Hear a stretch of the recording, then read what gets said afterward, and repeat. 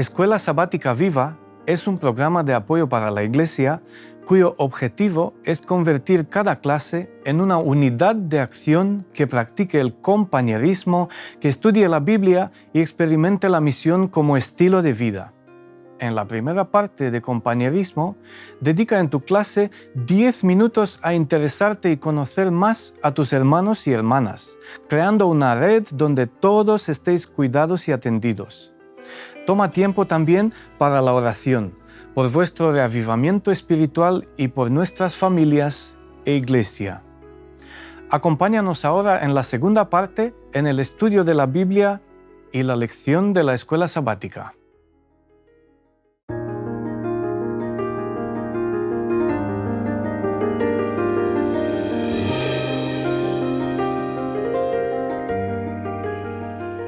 Amar misericordia.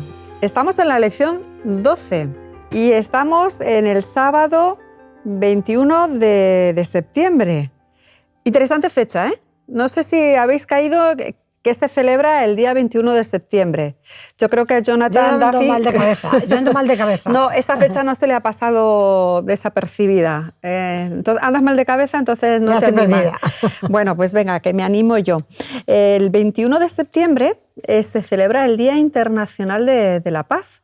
Ya hace muchos años que las Naciones Unidas realmente empezaron, creo que por el año 1982, a fijarlo como fecha, y ya creo que es en el año 2000, 2002, ahí a mí también la memoria ya me empieza a hacer sus bailes, cuando finalmente la Asamblea General de Naciones Unidas estableció y instauró ese día para que ese día nos acordemos o intentemos en la medida de lo posible que en los países en los que hay conflictos, en los países en los que se viven situaciones de enfrentamiento y de confrontación, cese la violencia.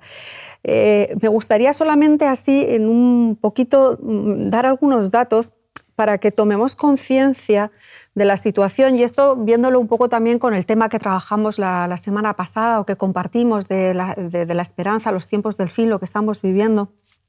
Veamos un poco cuál es la situación de conflicto y lo que está pasando, cuántas personas se están viendo afectadas, porque hay una parte del mundo en la que a veces no tomamos conciencia de los conflictos o las situaciones de violencia que se viven en otra parte del mundo.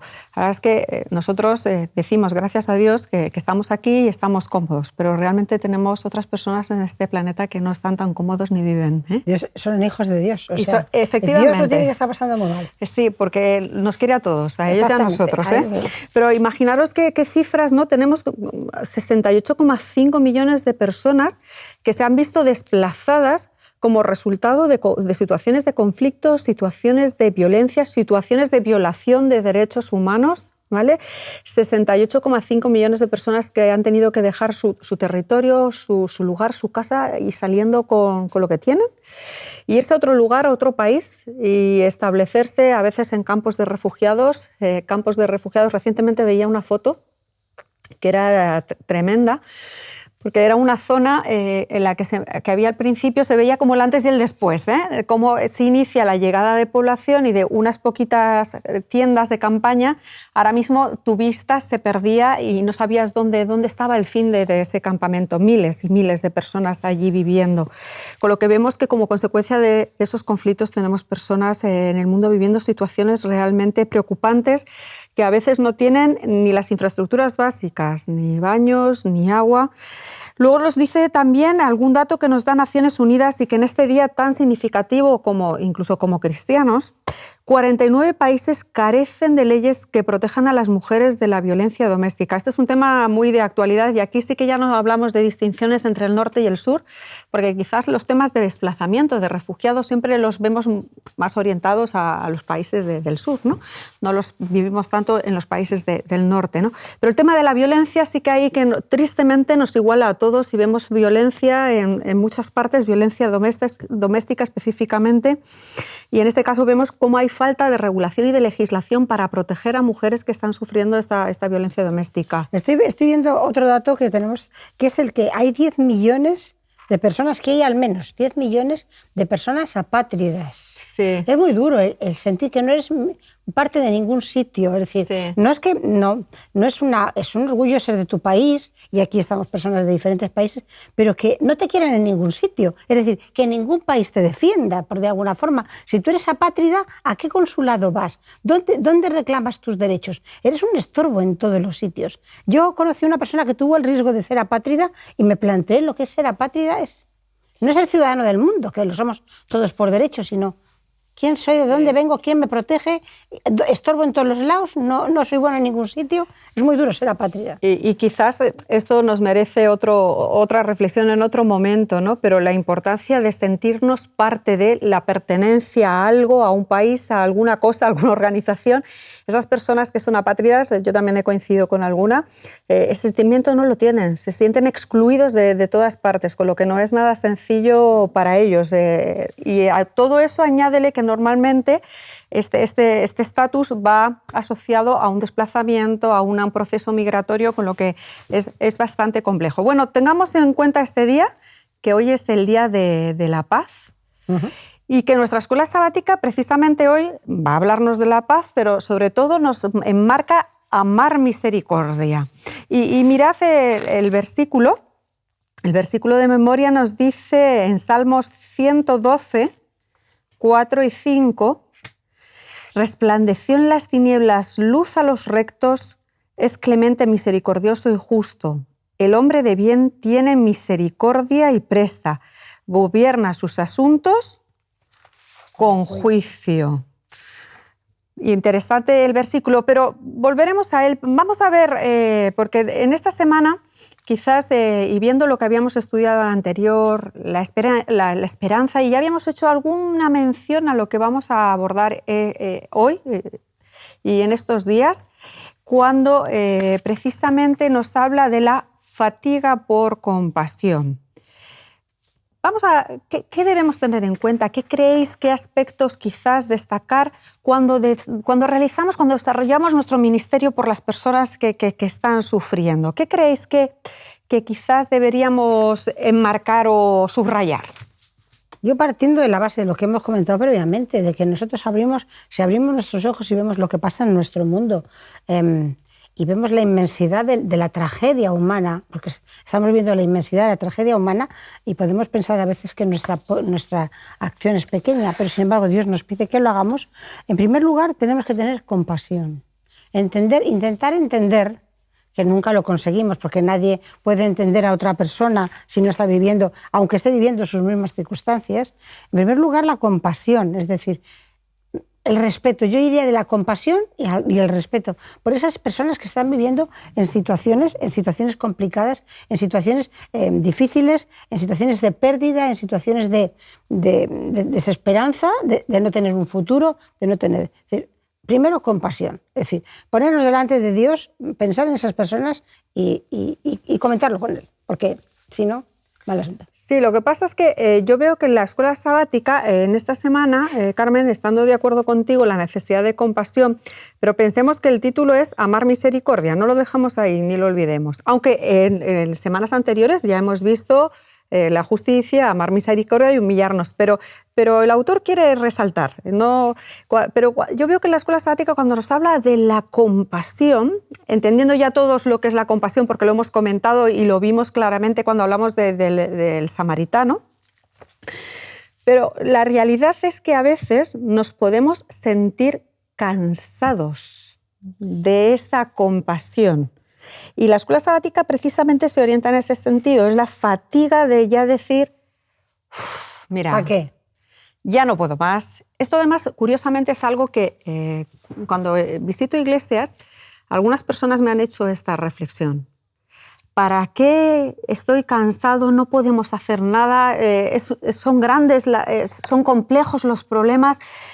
Ya, ¿vale? Nos sentimos cansados. Entonces, ahí yo creo que más que la compasión, que ya lo tenemos claro, ¿qué hacemos frente a esa fatiga por compasión? ¿O qué nos está pasando para incurrir en esa fatiga por compasión? Sobre todo, yo creo que podríamos llegar a una fase de esta de fatiga, ¿no? Como estamos hablando, cuando no sabemos exactamente qué es lo que hay que mirar, qué es lo que hay que seguir.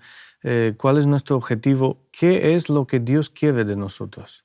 Y además estamos pensando, y aquí hay un riesgo, estamos pensando que si tenemos más años en la iglesia, sabemos cómo se hacen las cosas y oramos menos cuando tenemos un desafío.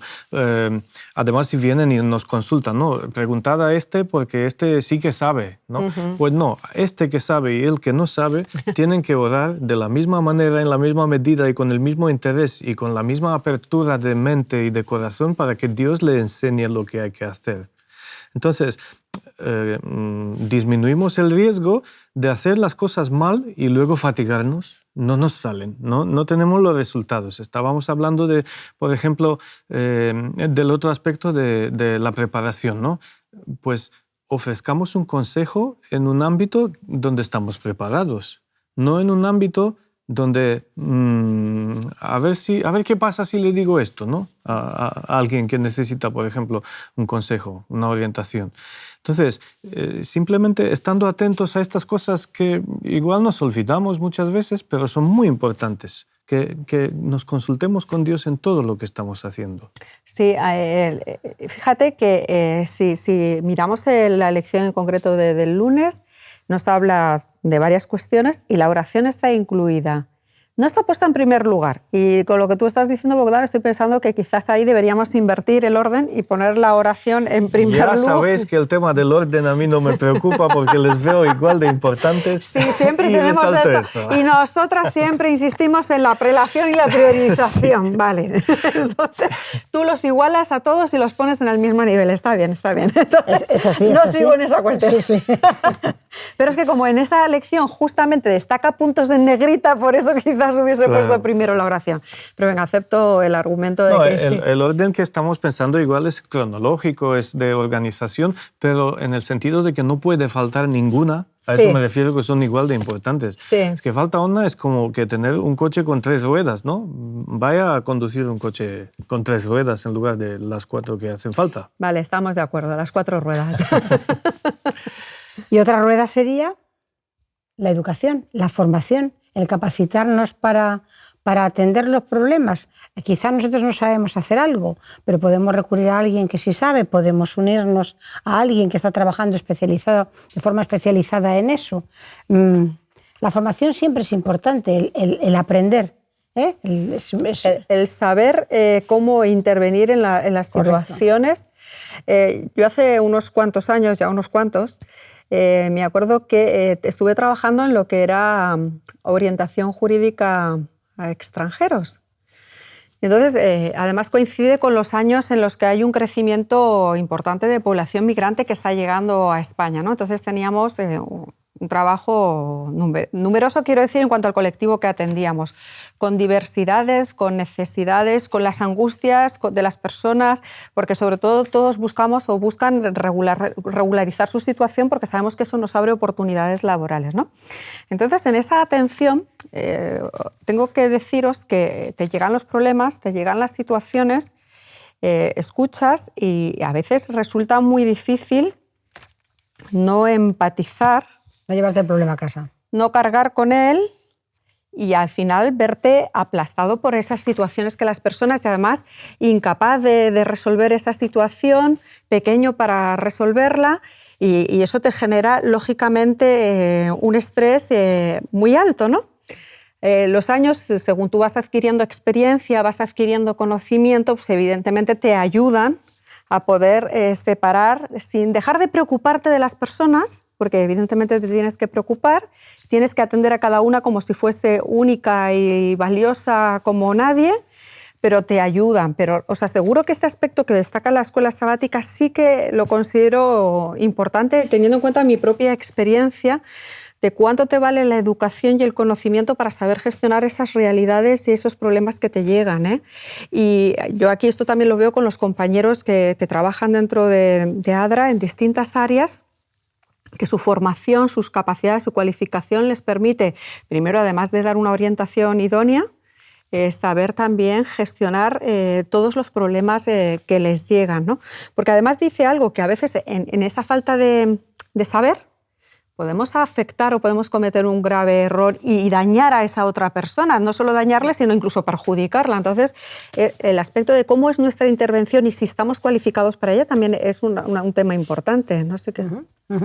No, aquí realmente dice aquí que debemos tratar de involucrarnos de manera informada y reflexiva. Sí. Es decir, no vale cualquier cosa, no vale cualquier tipo de actuación, no vale cualquier forma de establecer la relación, no vale cualquier propuesta que le hagamos. Se requiere que lo hagamos de una forma informada y reflexiva. Y el reflexiva implica que si no tenemos suficiente información, mejor buscamos ayuda. Claro, ahí estamos. Un poco la idea que ya hemos visto en semanas anteriores de, pues como en el caso del buen samaritano, en un momento dado lo llevó a la posada, ¿verdad? ¿Por qué? Porque él ya sintió que no podía hacer más, que tenía que dejarle a otros para que esos otros le atendiesen. La oración. Ya sé que la oración que no colocamos en primer lugar, pero también la escuela sabática la remarca como fundamental en todo ese proceso que hacemos con las personas de acompañamiento y de ayuda. Y un tema que me gusta muchísimo es al final cuando dice las expectativas. Las expectativas, no lo dejemos ahí, las expectativas. Otro elemento importante. Nuestro deseo es, pues, evidentemente, ayudar, pero estamos tratando con personas que tienen su capacidad de decidir y tomar su propio rumbo y camino, ¿no? Entonces, las expectativas que nosotros nos generamos respecto a esa situación y a ese caso concreto en el que estamos interviniendo. Tú, Carmen, desde tu experiencia y de trabajadora social, tú ahí creo que nos podrías decir mucho, ¿no? No, a mí me da miedo cuando alguien le dice a otro, yo te voy a ayudar. A mí es una de las frases que más miedo me da. Porque yo te voy a ayudar, la persona que entiende que a partir de ese momento tú ya le vas a resolver sus problemas. En segundo lugar, ¿tú te crees realmente que se lo vas a poder resolver? No le has preguntado a la persona cómo quieres no quiere que la ayudes, porque a lo mejor tú tienes un concepto de cómo ayudar a la persona. También puedes pensar que si tú la ayudas, de pronto esa persona va a cambiar, va a ilusionarse por la vida, va a cambiar de forma de vivir, va a dejar, si tiene una adicción o no la tiene, la va a dejar, va a convertirse en una persona de bien y bueno, puede pasar que no ocurra. Yo me recuerdo, y permitirme que traiga esa emoción a la conversación, pero lo pensaba el otro día, yo me recuerdo en Sagunto, ahí arriba en el monte, subiendo para arriba, orando por una situación que yo pensé que no iba a tener solución. Sí, diciendo, hasta aquí, esto no tiene solución. Sin embargo, era con Dios, no con la persona, pensar que era con Dios.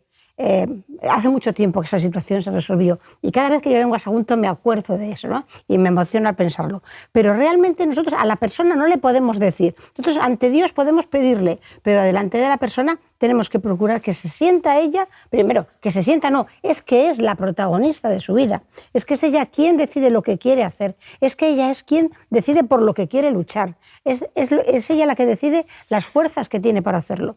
Nosotros ahí tenemos que ser muy cuidadosos al abrir expectativas. Pues yo detecto de lo que estás diciendo la importancia de generar expectativas realistas en la persona a la que estamos atendiendo, pero también la importancia, o siento la necesidad de mencionar la importancia de generarme a mí mismo respecto a esta situación expectativas realistas. Claro. Porque si no, llego al cansancio, a la fatiga. Claro, te lleva a la frustración y finalmente te fatigas y dices, yo ya no puedo más, yo lo dejo, no sigo.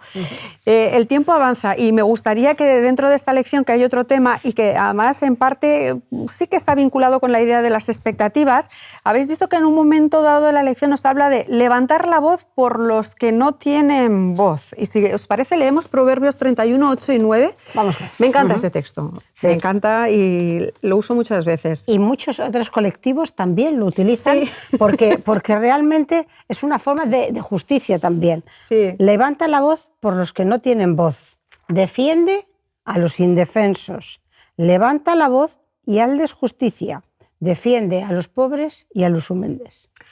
Y antes hablábamos de las personas, su capacidad de decisión, su autonomía. Entonces este texto que dice levanta la voz, lo que nos puede llevar a veces es que nosotros tomemos la voz o intervengamos en nombre de otros porque nos consideremos o más capaces. Entonces, no sé cómo creéis que podemos... sí. Pues mira, antes de entrar en el texto, si me permitís contaros una pequeña anécdota que me pasó hace unos años en la iglesia, ¿no?